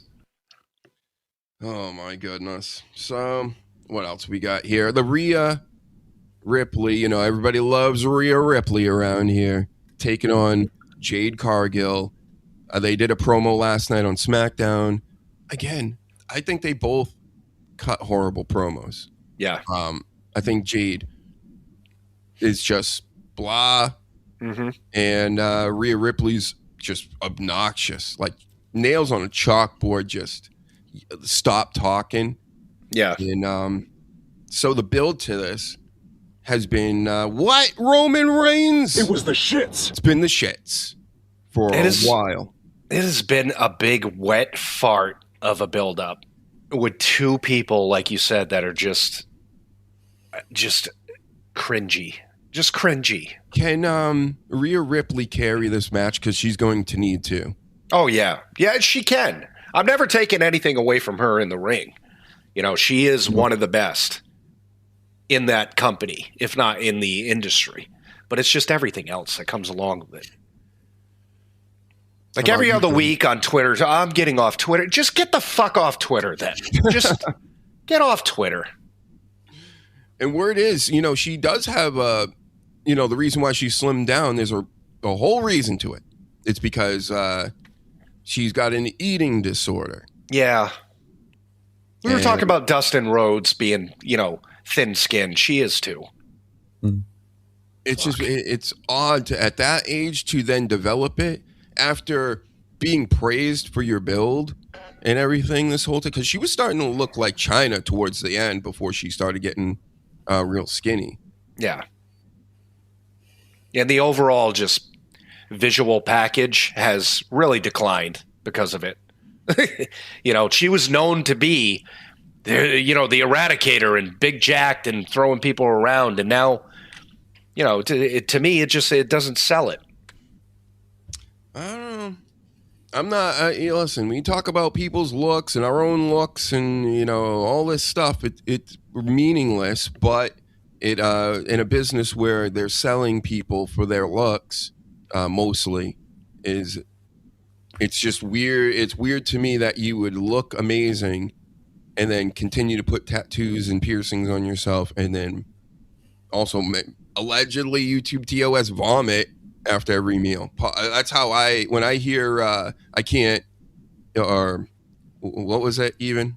She's having this. It's some issue with her body, and she's just an eating disorder. Eating disorder. If you're having an eating disorder, that's like get the girl some help then. Right. I don't know. But no, you're right. But I'm going to cover my entire body in tattoos so I don't have to look at my body, is sort of like a bit of a warning for people to get help there and then. I know it's fashionable. I know it's fashionable nowadays to just try and get more tattoos than your friends, but when people also bang on all the fucking time about being miserable or having this or having that, and then saying they're going to leave a platform and then they don't because they want people to be like, oh no, stay, we love it when you're here, and that gives them a little rush and it just makes them feel better, and television's not enough and all that's not enough. It's like, this isn't like a new thing that people could have been like, hey, maybe there's something up with her, or maybe we should just have a word with her and see how things are. They've sort of like marketed and capitalized on this somewhat, to be fair, and fans have as well, because they've cheered it on, and it's like, oh yeah, that sad sort of like thing, and that victimhood thing, it's really good, I enjoy that, so I'm going to cheer you on so I feel better about it. And it ain't good for people. And no. I didn't know she'd lost weight, to be honest. I haven't seen a picture of her, so I didn't know about this, but that's sad if she's fucking like physically now starting to suffer for it. In all honesty, it's like, get the help you need. Like a therapist, like whatever you need. Like, she's obviously not in the greatest, she never has been in the greatest headspace. Like getting anxiety attacks before like one of the WrestleManias and all. Yeah, get some of the stuff fixed, to get healthy. Yep, get well, Rhea. And Ripshot wants everybody to go become a member of his channel. Special perks. I thought I was. I will be soon, possibly. And I soon will have members-only sections. We got to get more subscribers and more watch time hours to watch all the playlists and all that stuff. Thank you very much. And, oh my God. How about this? Do we even care about this at all? God. I don't. AJ Lee versus Becky Lynch. The worst build-up ever. Nobody cares. I mean, obviously, I'm picking Becky Lynch to win this. Have you stopped taking predictions? Sorry. Oh, no. Every now and then. You've stopped doing predictions. No, we're back. Sorry, I didn't want to fuck up your flow, but I just thought, you've stopped predictions. No, we're back. I didn't forget completely, because there's so much to go over. Like, I don't, just doing the straight up predictions can't be that entertaining. But when it comes to this, just get this match over with. It's two little girls. Nobody really seems to care unless they're the stands out there that love them and shit. But this is just, in my opinion, it was the shits. From day one, ever since AJ Lee has come back, even gotten involved with CM Punk, and then they had their thing with Seth Rollins mixed tag and all that. I didn't watch any of that. I don't want it. Get them both out of my wrestling. How about that? It would, the AJ thing was good when she came back. If it were like one or two matches, okay. But it's continuing now. You know what I mean? There's not much more, I feel, that you could do with this. And this one's predictable because AJ is part-time. So Becky's going to win. I mean, it's you could see it. Yeah, in the meantime, AJ hasn't wrestled anybody else, huh? Not to my knowledge. Yeah, not that I can think of either. That's kind of just all right.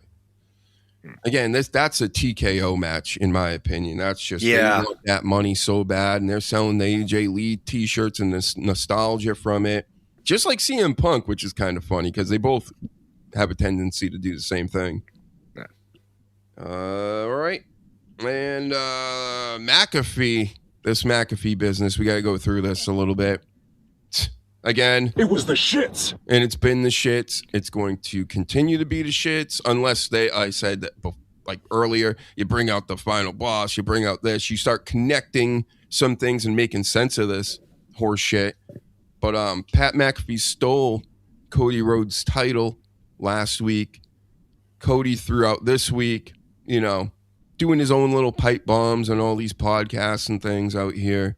And Cody's over with me this week because of all this hate about Pat McAfee. And it makes sense. And I can't believe they're letting him do it. But good. It should get personal, especially if his big head is stuck right in the middle of Randy Orton and Cody Rhodes, like the main event of tonight's show. So, Cody Rhodes, keep up the good work. Other than the air sucking and the whole like hugging and super over babyface, I don't like any of that still. Don't believe it. But when it comes to Pat McAfee, I believe that. You know, because I'm there, right there with you. Yeah. And Sleaze, what do you think of where we're going with this? This is the big match for tonight. There's so much, but I'll keep it short. There's no reason for Pat McAfee to even be around this match. There's so much material between Randy Orton and Cody Rhodes they could have capitalized on, and they didn't even attempt to. You know what I mean? It makes absolutely no sense. The only good parts is, like you said, is that it's bringing out something in Cody Rhodes because of McAfee, where it's like we want that aggressive, not, you know, shiny fucking babyface stuff. So I like when Cody is like this. You know what I mean? But I just, unless what happens after this match, what you just said, like laying it all out happens, I don't care, really. It's got to be a decent match. It's two older guys. You know, I don't. I'm so tongue twisted by this whole fucking thing. Yeah, I'm not looking forward to it necessarily. There are definitely other matches other than this, but this is the WWE's match where they can like really do the reality show thing and bring out, you know, person after person from backstage or in the crowd or what have you. So you better do something like that with this, because a Randy Orton headlock match with Cody Rhodes, who's very LA Knight-ish, very like, he's not a bad wrestler. He's not like he's not going to light the world on fire, but he can tell the story in the ring. And they both these guys are like that. So that's the kind of match you're going to get. That's why the Sleaze said what he said to those that aren't really watching all that much. And yeah, I'm just hoping for the best and as little McAfee as possible, unless he's the mascot for the big mega faction that they need to put together to then, again, now if you have injuries, if you have any issues outside of the actual storyline, it can be easily written away. So do something. Oh, just please set something up. Do something, because just inserting McAfee in the things and I Show Speed and Jelly Roll, that ain't gonna work. That may work for a weekend, and then after that, you're fucked. So come on, get it together. Every year, the trend is that they have those WrestleMania moments. You know what I mean? And if anything on that night, that should be the match where it's like a big, oh shit, you know? Mm-hmm. I hope Pat McAfee gets inserted into the match so it's a triple threat and he wins the title. Oh, so God. Doc can enjoy it for a whole week and longer. It's the shit. Undisputed Pat McAfee champion. I couldn't give a fuck, to be honest. Yeah. This is probably the most match out of both nights. I just don't. There's no investment on my part because they fucked it up so bad.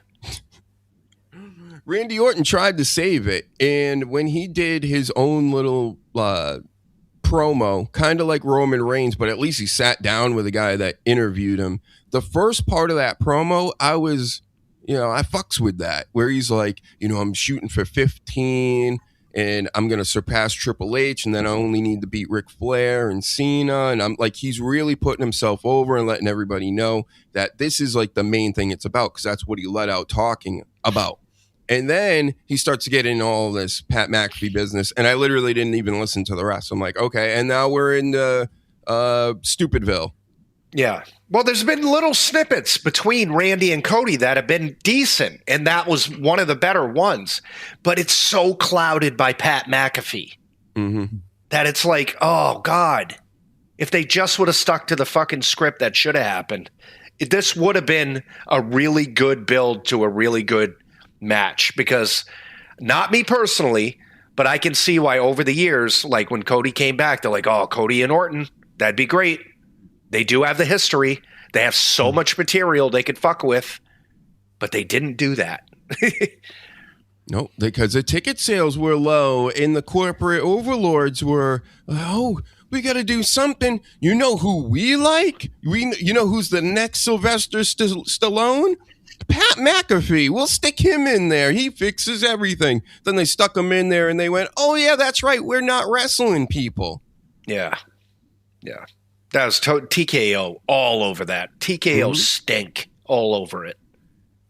Well, that's why we goof around, you know. We say it's Triple H's fault and this and that. That was not Triple H's fault. We know it. All right, Trips. Thank you.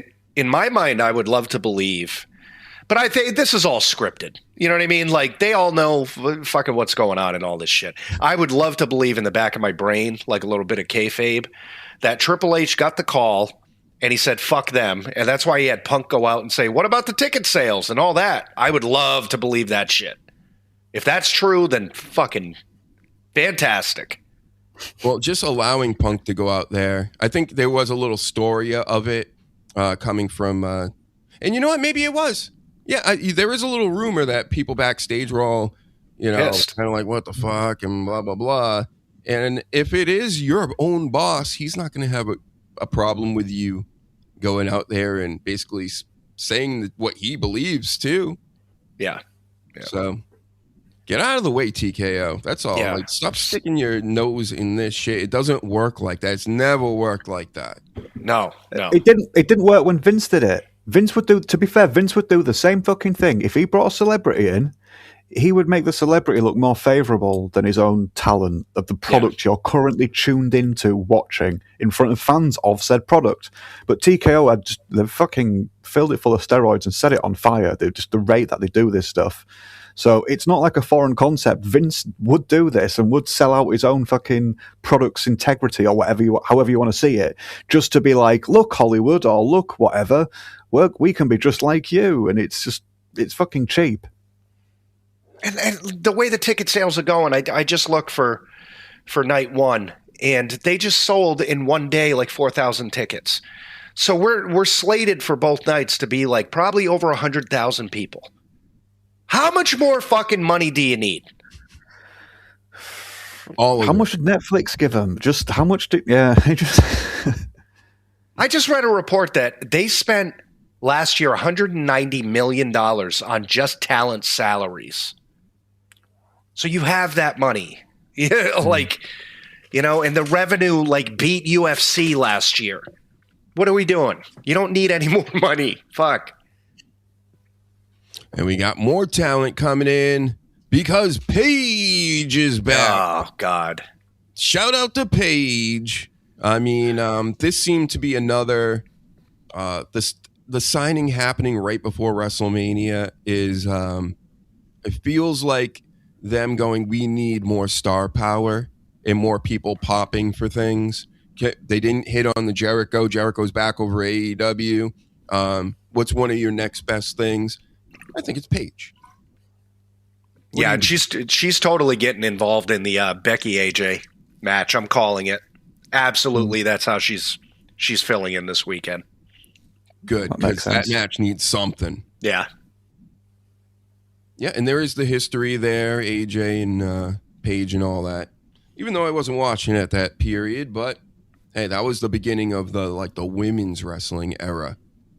She was really good coming up from NXT, was Paige. Yeah. William Regal fucking absolutely loved her and would always put her over on commentary. And yeah, she did stand out. Just simple things like she'd do a move on a lass and she'd just drag her knees and elbows across the mat to get to him, not caring that she had like big carpet burns all up her. Mm-hmm. Whereas other lasses at the time would stand up and be like, "Ooh, I don't want to mess myself up and things." And she just fucking got on with it, and she stood out because of it. So she wasn't like the only one that started the women's revolution bollocks, but I really enjoyed watching Paige's stuff early on, and it's a shame that she can't wrestle now, but she just can't stop fucking getting drama stuff in real life as well, can she? She keeps. Yeah. Well, that's the question, because I don't think I read anything on if she's cleared or not. You know what I mean? Because she was cleared in AEW because they don't care; they want to kill their talent. Yeah. But it's a difference here where they actually have like a medical team and care about their talent. So yeah, we'll see. She followed Daniel Bryan, didn't she? Yeah. As soon as AEW let him wrestle, I was like, I wonder if Paige is going to end up there because their doctor said the same thing to him as they did to her, and it's just like, yeah, you're not doing it on our watch because we'll just fucking get done for it. And now Daniel Bryan's at commentary with his head just fucking flopping around. Really? Yeah, he's terrible.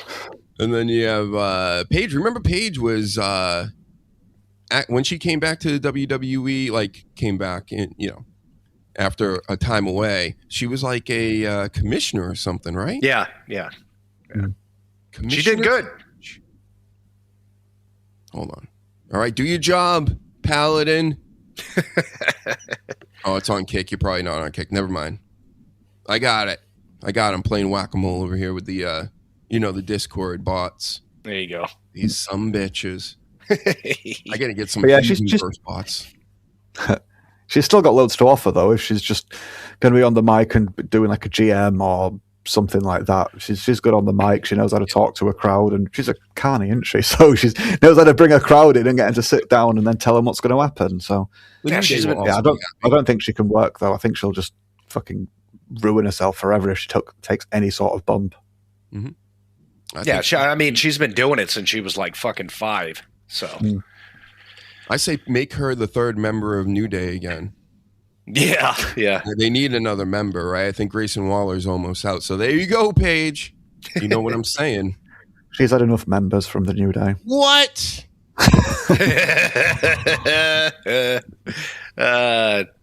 Megma. Oh, my goodness.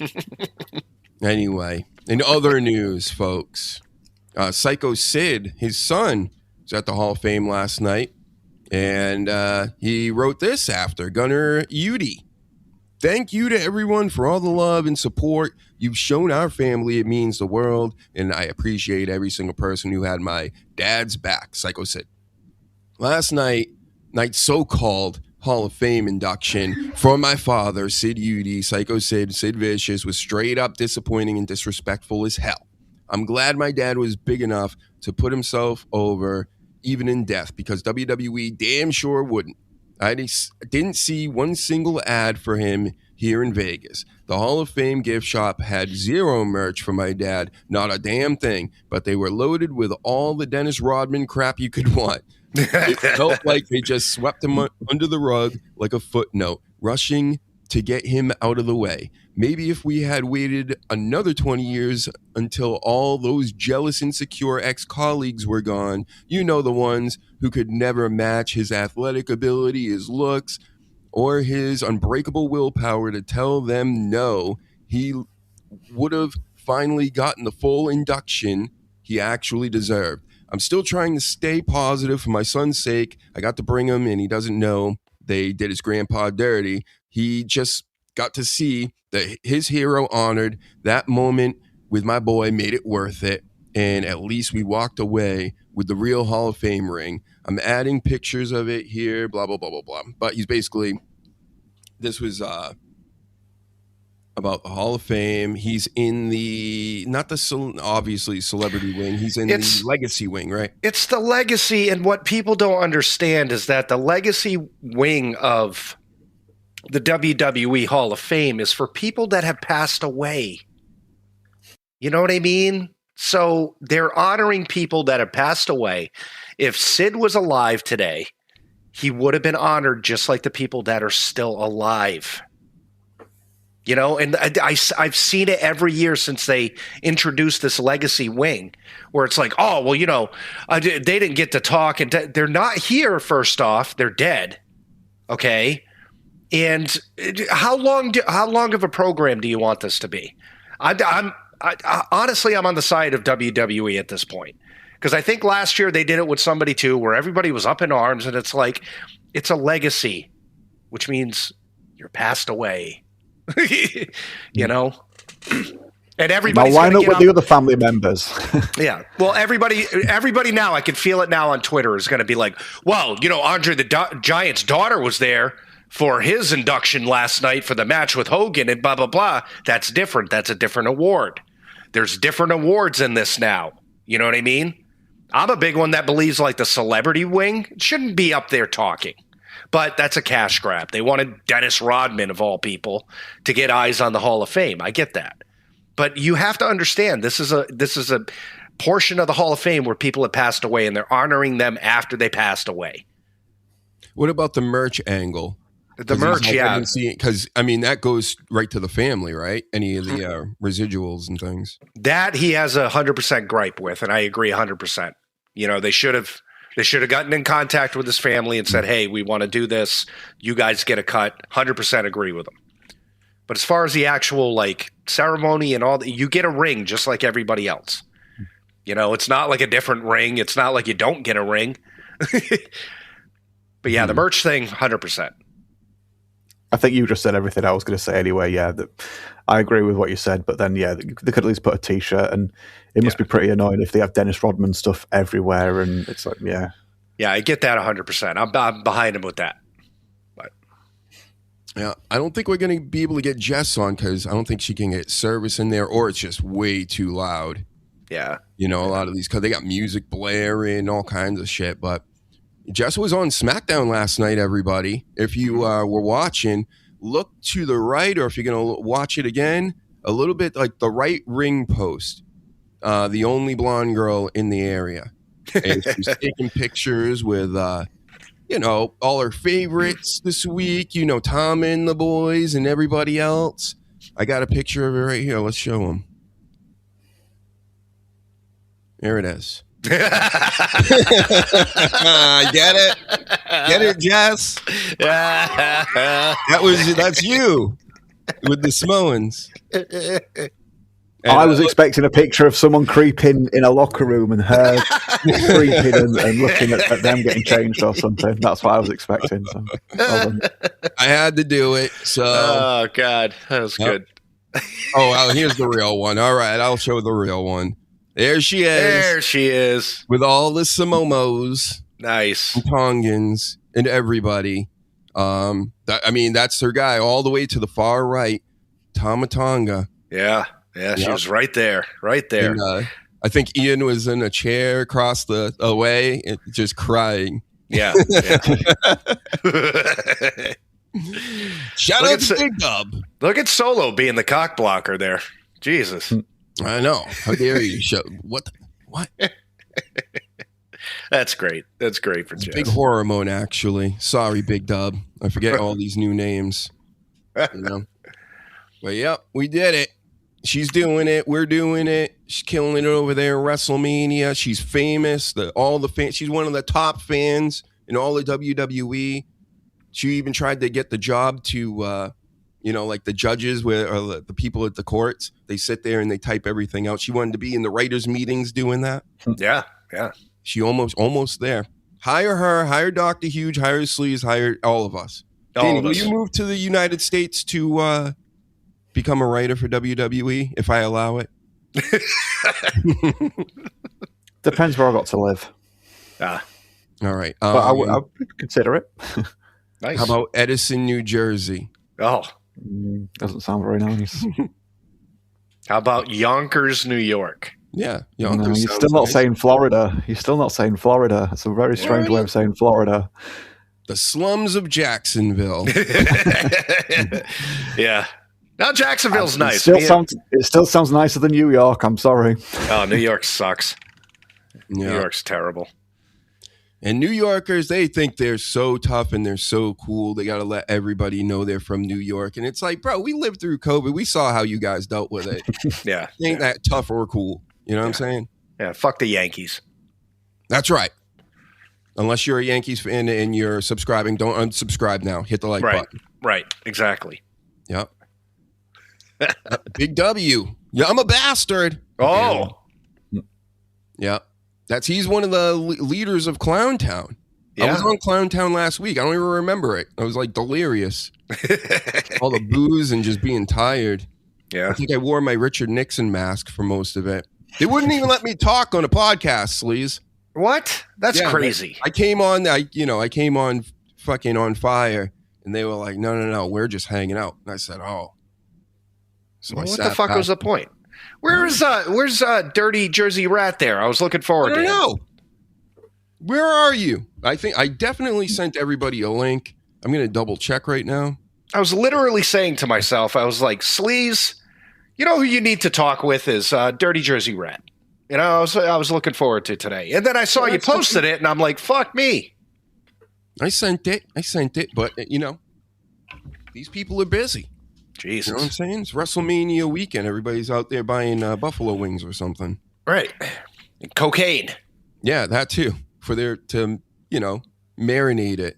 Yeah. Yep. I'm terrible at wrangling tarts. Well, that's the thing I'm thinking about. I'm going on a show called Clown Town. I kind of get what I'm supposed to be doing over here. Right. And then they're like, no, you're not supposed to be doing anything. Like, just don't do anything. I said, okay. Oh, okay. I can do nothing. Yeah. It's the easiest show ever. So thanks for having me on. Because then all I had to do was read a few hate comments, and that was it. Right. Mm-hmm. So you invite me on a show, and then you don't really want me to talk. Sweet. Yes. Well, not the way I do it. I can go hard sometimes. Yeah. I'm trying to do my Howard Stern thing. He was I'm talking about old school Howard Stern is one of the GOATs. And when he went on any show, he wanted to make it interesting, like right away. Right. Like, I thought I was going on a fucking one of these, like, what do they call them? The PBS shows. SNL used to have a skit of it back in the day when they would talk like this. Yeah. And they'd be like, "What's going on, Sleaze?" Mm-hmm. Oh, nothing. Whatever.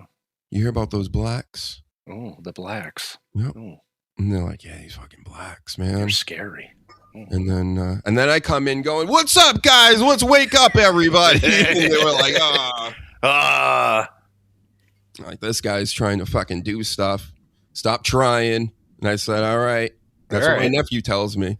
In the younger generation, he's like, bro, you're trying. Yeah. Don't try. Yeah. Like, nobody tries out here anymore. No. We should just sit here in silence and stare at the fucking screen. That's what these people want. Some of the top YouTubers do that. Yeah. Yeah. Fucking gross. My boy, the Duke. He just. I like how I was watching you on the show, and it really goes up your ass. I know it does. Or he's calling you HUGEnSteen. He figured it out by the end. Yeah. Listen, he can call me whatever. He's the Duke. The Duke does whatever the Duke wants. Get it, guys? Yeah. I can't be in and around the Duke if I'm not like a Duke whisperer. You understand? Right. I'm not a troll. I'm me still. But if I want to do his show or interact with the Duke, you have to play the Duke's game. If I don't want to do that, and any day I might not want to do that, then I just won't play the game anymore. You understand? It's that simple. I don't know if I'd like that game. We'll see. John, have me on. We'll see. We'll play the game. Or try. Big W says, I think our record is 13 minutes and 13 seconds of pure silence. What the fuck? What are you doing? Well, I mean, they're doing like 8-9 hour streams and shit. Yeah. I'm not even kidding. Yeah, because a while ago I went to check it out and I saw the time and I'm like, fuck me. Wild stuff, man. I don't know. You guys, and they'll have like 10 people on the screen. Like, so once they took me off the screen the last time, I'm like, I'm out of here. Thank you. You don't want me here anymore. I get it. They just can't take it. They can't take the fucking, the famousness. Right. Too famous, right? Right. So, anyway, get well, Psycho Sid, son. Get well, Vito. Cross off some of these notes. Andreas Hale. I know everybody knows of him. He's a fellow bald. He was denied access at this year's WrestleMania. He's one of the guys that works, I think, for ESPN, and he gives grades to WWE. He gave a grade of C to WrestlePalooza. Yeah. And I think that's why they're not accepting his credentials. And he went out there and said, ask them. I don't know what's going on. You're going to have to tell me because they don't want me involved. Like, the guy can watch it on TV and still give it a grade. You get that, right? You think your grade's going to get better when you disrespect the guy? Well, it's a simple fuck you to him. That's all it was. So petty and stupid. Yeah, it is. Can't let him grade your show when we all are watching it. we're grading it every week, kind of. We're telling you it's good or bad or whatever, and I get that they're not like have anything to do with us. But isn't ESPN paying WWE, not the other way around, right? Yeah. But I'm sure if we got press passes, we'd probably not be allowed in. Because they'd be like, no, everyone's going to find out we get our ideas from them. Yep. The good ones. Only the good ones, like Big E pulling Bootio's cereal out of his tights and eating it. Yes. I said that the very next night they did it. Yep. I mean, come on. It's Fact Jack, everybody. So, fuckers. Theory also mad about McAfee because everybody's mad about McAfee. He did make some good points. He said, yeah, I lost to Pat McAfee at WrestleMania a few years back. I totally forgot about that. Yeah. And in his own words, he says the fact that he's still around, walking in with Orton, I don't see the levels there. And he's just overall very disappointed in all this, as we all are.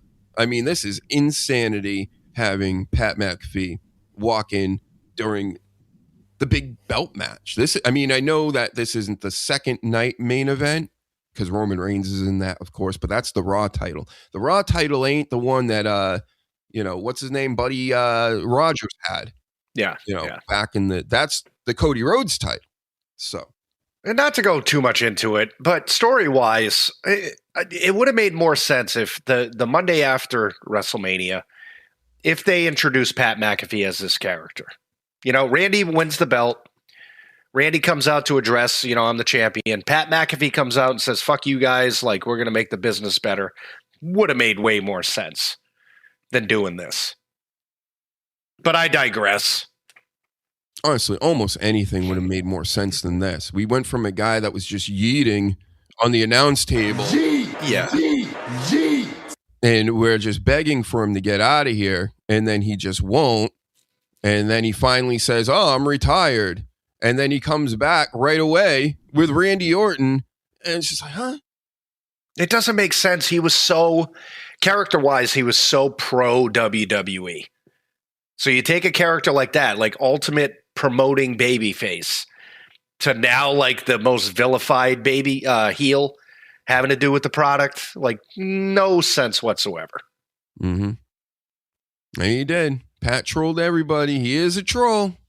So he trolled everybody at TKO, WWE, the audience, the viewers at home, everybody. Yeah. And I can't stand him, man. I never could.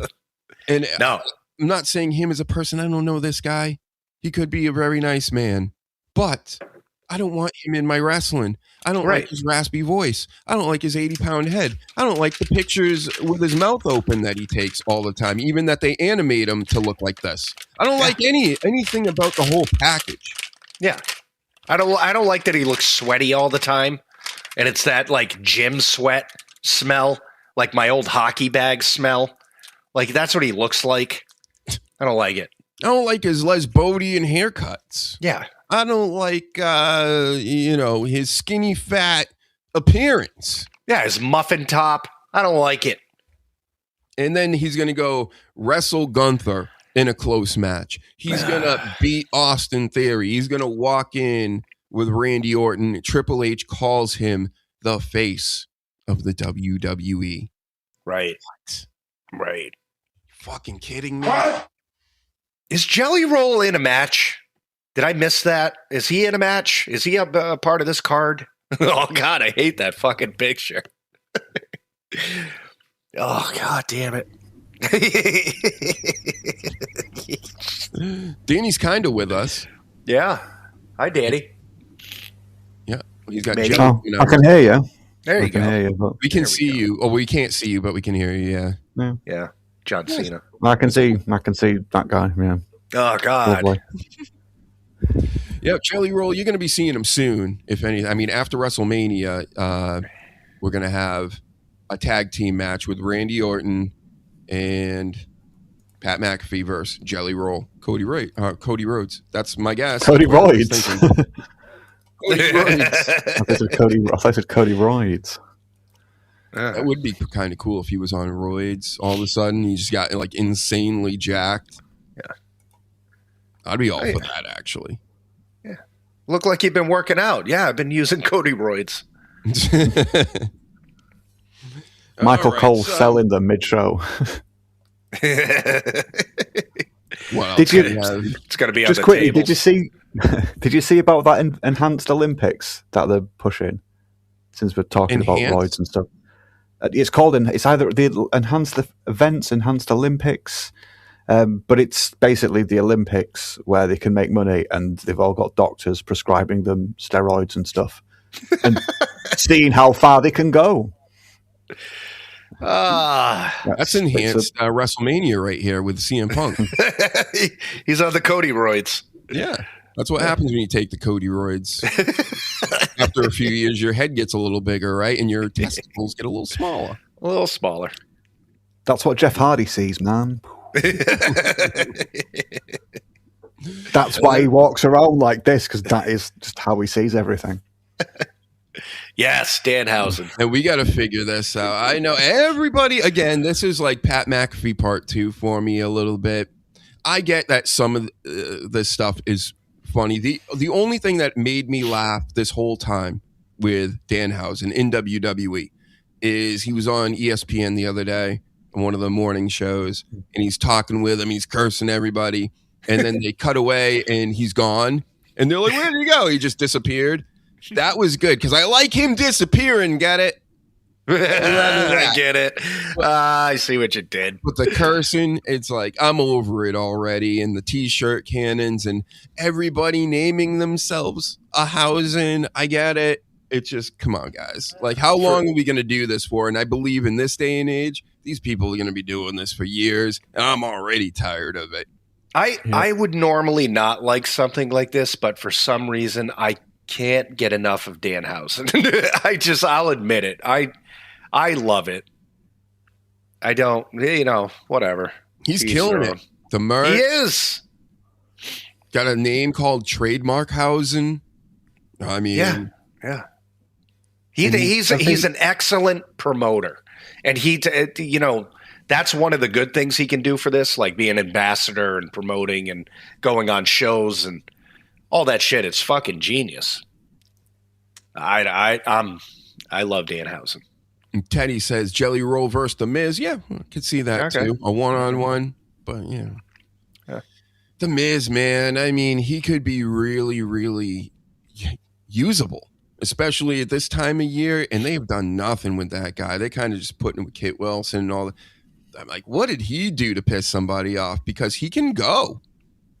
But he's another one too. He's more for their outside business at this point, I believe. Like he's the host of like American Gladiators, like he did the WrestleMania weddings, this weekend, and he does a lot of shit on the outside for them because he's really good at it. So I can see why they don't use him a lot, like for the product. And then we have no. I didn't know he hosted Gladiators. That's good. Yeah. No Io Sky at Mania. People seem to be upset about that. I'm sure they'll probably insert her in some shape or form. What else we got? Fucking. I mean, I got WrestleMania. I was debating it, and I'm like, I can't miss WrestleMania. I'll miss Royal Rumble and all these other shit PLEs. And who knows? Maybe this one will stink like last year's WrestleMania. But I'm an analyst. I'm an expert. I gotta talk about this stuff. So I will be watching tonight. I will be live tweeting. We went over the Oba Brock stuff. Another good positive that I think people should look for is the El Americano mask versus mask. I think that's one of the fight matches, right? Might have already happened. Could be a pre-show thing. I don't even know. I think, and I don't have all the full information either. I think they're doing that in AAA. I think. And then we have the IC ladder match. That's going to be good. You got Javon Evans and Rusev and all the high flyers and things. Penta. Who are we calling for that? Because that one's been the toughest one for me. Like trying to predict who's gonna come out of that one. think that's night 2. I'll write it down right now. I see ladder. I'm going with Javon Evans. Me too, actually. I have no idea who else is in that match. I heard Rusev. Penta Rusev. You know what? I don't know who the other 3 are. I think it's Penta, Rusev, Javon Evans, Rey Mysterio's coming back. Did I say Rusev? Yes. Yeah. Dragon Lee.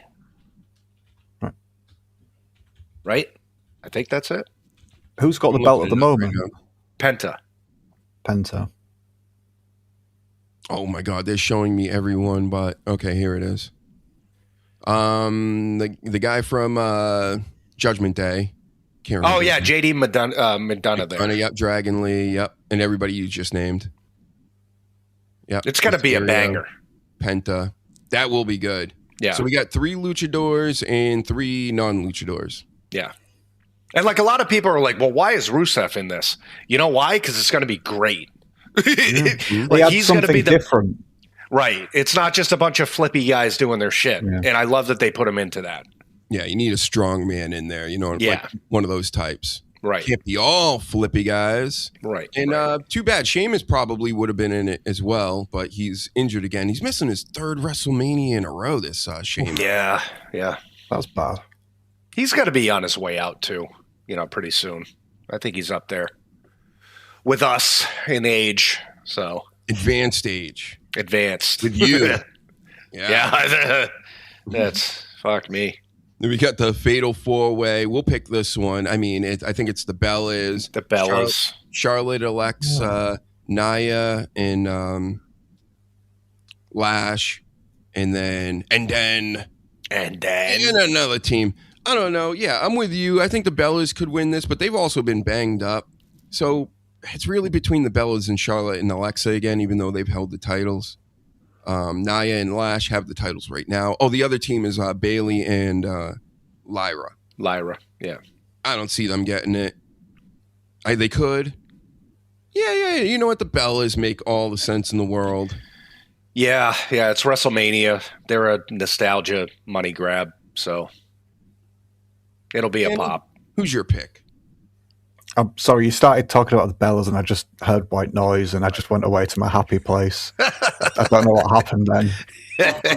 Did something happen to them? Did Nia Jax injure them? Did she give them a bit too much of one or something?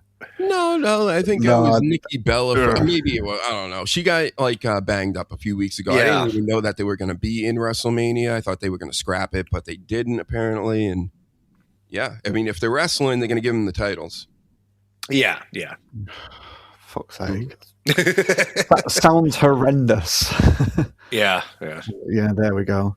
I'm with Paladin. He's sticking to watching YouTube clips, no ads.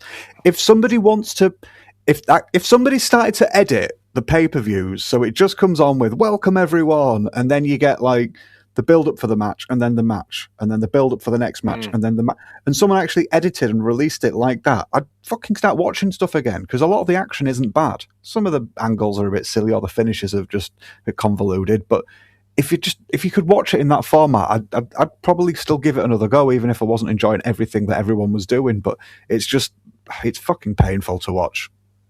Well, Raw, see, I work nights, so I can't watch Raw live.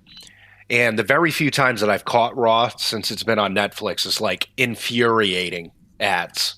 But if you rewatch it, they'll throw an ad like every half an hour, maybe, and they're quicker. So it's like you can stomach it a little bit more. But yeah, live it's like, fuck that. I remember I stopped the Netflix thing because I started going back to watch the Raws later in the week. And the ads were actually, you used to be able to fast forward through them. They wouldn't let you fast forward through them anymore. No. And I said, I'm out of here. I'm not doing this. Yeah. Because it gets awful with the ads. And even just if you're just watching shows, I've been watching Daredevil or this and that now that I got all the package for WrestleMania, right? And it's like, as soon as you get into it, here comes an ad. And it's just like minute 40 every like fucking minute, and it's just like, brutal. Yeah. And TV's worse. I've seen a lot of cable. They're adding more ads. I don't care what anybody's saying. The game is rigged everywhere. The scams are going on nonstop. We've had multiple shows based off of everything's like a scam now, because it is. Yeah. Except for the Dr. Huge show. I can only confirm and know it because I'm Dr. Huge. There ain't no scamming going on here. We just need your subscribes and likes and your shares. It's all free. So do it. Do it. Mm-hmm. All right. Fucking around. We got that match figured out. AJ Becky we picked. And what's kicking off tonight on ESPN2, they're going to have a few matches to, lure people to buy the whole bundle and things. But Jacob Fatu and Drew McIntyre, everybody's got the same feeling out here. I got no really shocking white hot take or anything.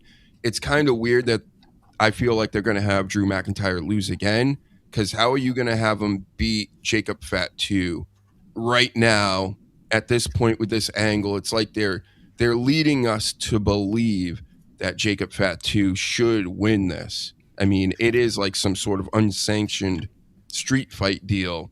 And, he's been getting disrespected about being in prison and all this stuff. He's a new man. You can't have the new man babyface lose, right? Or can you? I'm going with Fatu. I am too. My gut is saying that, but how many times is Drew going to fucking lose?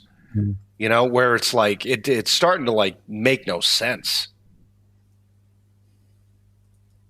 I don't know. Nothing else to add. That's, it's sad. Drew's great, but they have just had plenty of other people step over him in recent years. Yeah. And what's crazy too is, I'm a big Rollins guy. I love Gunther. And they actually managed to make me care about this match from that last promo from Monday night. Yeah. In a matter of 2 weeks. And I remember leading up to that, I'm like, what are they going to do with this? It's so thrown together. But with Paul Heyman involved, what makes me think the way that Gunther's talking to Paul Heyman backstage is this is all about getting to retire Lesnar. Yeah. So he's going to win this match against Seth Rollins, is going to help Paul Heyman out.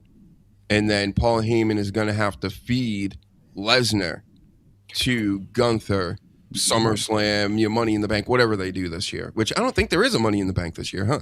I don't know. They haven't really talked about it. They weren't doing it this year. But that's what I'm thinking. So I'm going Gunther. I'm going Gunther too. I just don't like when because obviously Seth is a babyface now, and there was a big fanfare when he came back and all that stuff. I just don't like somebody coming back and losing, but it makes sense for Gunther to win. Mm-hmm, mm-hmm. Yeah. Gunther's put smaller guys over like the last 2 or 3 Manias now. So he deserves a win. Yeah. Agreed. And then, of course, the big match tonight. I mean, we spoke about this a little bit, but we didn't make a pick. Cody and Orton. I'm going Orton because I'm wishing this to happen, the whole thing. Orton teams up with Roman Reigns. The final boss comes out. Fucking, you name it. Vince McMahon. That place would... After night 1, if a Vince McMahon appearance is made, he doesn't even have to say anything. Just have him walk onto the stage, not even near the ring. Just have him come out as like, I'm orchestrating this. Yep. And I'm telling you, the numbers will just be crazy for tomorrow's Mania. So, if you're TKO, you would, this is what pisses me off when entities that don't know wrestling stick their nose in it. You know what I mean? Because this makes absolute fucking sense. If you wanted like a big fucking like, here's the big WrestleMania moment, that's fucking it. And that's going to get people that aren't going to tune in on fucking Sunday to fucking tune in because they're like, holy shit, they did that. What the fuck are they going to do on the next night? And at that point, on the next night, you don't even have to do shit because you already got them. It makes all the sense. Mm-hmm. And then you're still going to have Roman Reigns for night 2. Right. And come on, man. Crazy. Amazing stuff. I think we've said most of it. Not all of it, but most of it. Sorry, are they giving Punk and Reigns the main event tomorrow night then? Yes. Oh, nice one. So there you go, CM Punk. You've actually got your WrestleMania main event, because last year you main evented the first night of WrestleMania. You didn't main event WrestleMania, but Right. he's got it this year. Good for him. Yeah. Wow. We fucking killed it today again. Yeah. We did it. No Dirty, no Jess, no Reezy. That's all right. We'll get him on again next time, another time, whatever. Got the Sleaze here. Sleaze, tell him where you're at. I don't have to. I got a QR code. Look at that. You just take your phone and you take a picture and then you hit the thing, and that's all my shit. What? Yeah. Yeah, Stone Cold. He knows. Where do we find you, Danny? Well, you don't have a code to scan and be sent to a photograph of my genitalia, unlike my colleague over there. Yes. But you can go to dannydamage.co.uk. You can see all my links there, but I'm also on YouTube at /DannyBluntDamage. I have quite a lot of shorts on there now, and I've just recorded a load of others that I will be putting up over the next week or so, but I'm not going to put 50 in a week like I did with the first lot, because I got some back catalogue out of the way, but I've done some fresh stuff, so that keeps me busy. I know. I had subscribed, and I just saw it was like boom, boom, boom. I was like, wow, you put them out rapid fire. Oh, yeah. I checked it out, too. And look at this. I got the ticker up for a second. I forgot I Nice. even had this thing. I got to redo this for another show and maybe have it on. Maybe slow it down, too. Holy shit, this thing's flying. I'm getting vertigo. There we go. We'll go all really slow. Yeah, we're not on Teespring either. So. Nope. No more Teespring. I got rid of them. I almost sued them. There we go. And now we get ready to watch WrestleMania. That's what I'm going to go do. Sandwich making time. Hell yeah. Put on the pre-show. This is the way better pre-show, folks. And if anybody is available, you want to jump on tomorrow, just let me know. I might be doing a little pre-show for tomorrow as well. We're doing it. We're killing it. Right, Paladin? Best show in the world. And who crapped in Stone Cold's bag? Craphausen. What? Does he know this? Yep. I like that name. That's a great gimmick right there. Craphausen. It's the Shitshausen. It was the shits. Shithausen. It's the shits.